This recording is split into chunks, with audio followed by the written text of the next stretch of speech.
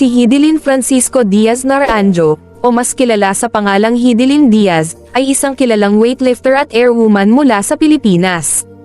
Isinilang noong ika-20 ng Pebrero taong 1991, naging bahagi siya ng kasaysayan ng bansa bilang unang Pilipinang nagwagi ng gintong medalya sa Olimpiada. Sa kanyang maagang taon sa weightlifting, naging bronze medalist si Diaz sa 2007 SEA Games sa Thailand at nagtapos sa ika-10 na pwesto sa 2006 Asian Games sa 53 kg class. Noong estudyante pa siya at kinakatawan ng Universidad de Zamboanga, naiuwi niya ang 2 ginto at 1 pilak sa Asian Youth Junior Weightlifting Championship sa Jeonju, South Korea. Sa 2016 Summer Olympics, ginulat ni Diaz ang buong bansa nang magwagi ng pilak sa Women's 53 kg weight division, nagtapos sa 20 taon na pagkakaroon ng Pilipinas ng medalya sa Olimpiada. Ngunit hindi doon nagtapos ang kanyang tagumpay. Noong ika-26 ng Hulyo taong 2021, sa 2020 Summer Olympics, nag-ambag si Diaz sa kasaysayan ng Pilipinas sa pagwagi ng unang Olympic gold medal para sa bansa, na may mga Olympic records sa clean and jerk, 127 kilo, at total, 224 na kilo, para sa women's 55 kilo category.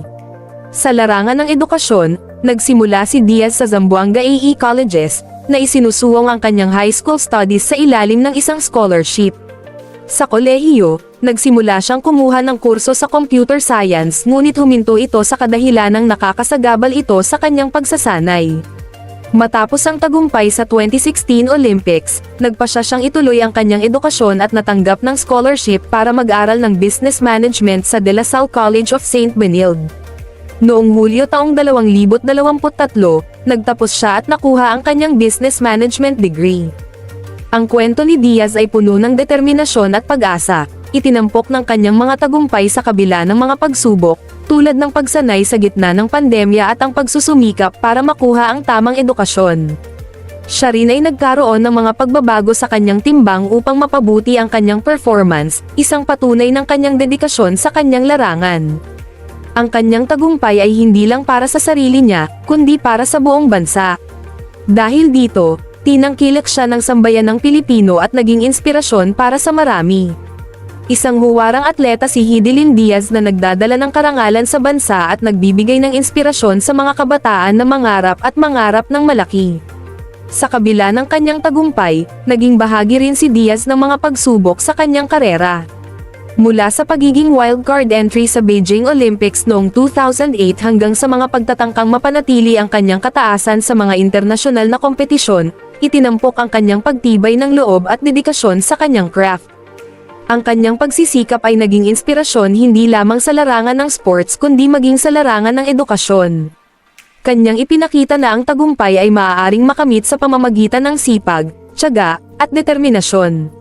Sa kanyang pagtatapos ng business management degree noong Hulyo taong 2023, nagdulot ito ng inspirasyon sa iba na makamit ang kanilang mga pangarap sa kabila ng mga pagsubok sa buhay.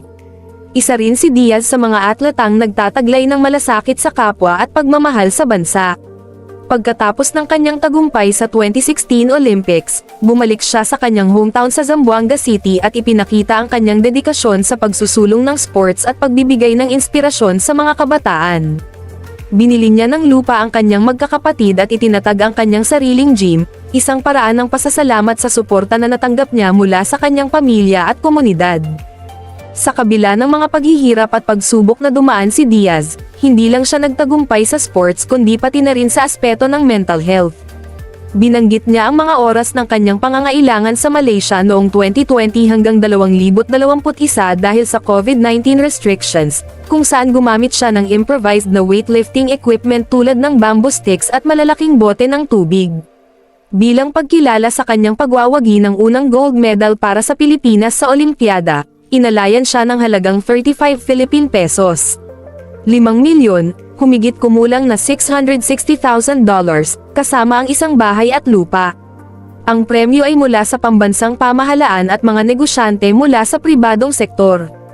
Ayon sa batas, ang Philippine Sports Commission ay nagtatangi ng 10 Philippine pesos milyong insentibo para sa bawat Olympic gold medal. Ang karangalang dala ni Hidilyn Diaz sa Pilipinas ay patunay na ang sipag, determinasyon, at pagmamahal sa bansa ay may kakayahan na magdulot ng tagumpay sa anumang larangan. Si Hidilyn Diaz ay hindi lamang isang world-class na atleta kundi isang inspirasyon at huwaran sa kabataang Pilipino na may pangarap na makamit ang tagumpay. Hanggang dito na lamang at huwag kalimotang mag-like at mag-subscribe. Pwede po kayong manalo ng 200 GCash kung aabot tayo sa 1,000 subscribers. Ang gawin nyo lang ay mag-like at nakasubscribe kayo sa aking channel. Huwag din ninyo kalimutan maglagay ng GCash number ninyo sa comment section, baka kayo na ang mapiling manalo ng 200 GCash. Ang rewards ay maibigay namin pag abot ng 1,000 subscribers na ang ating channel.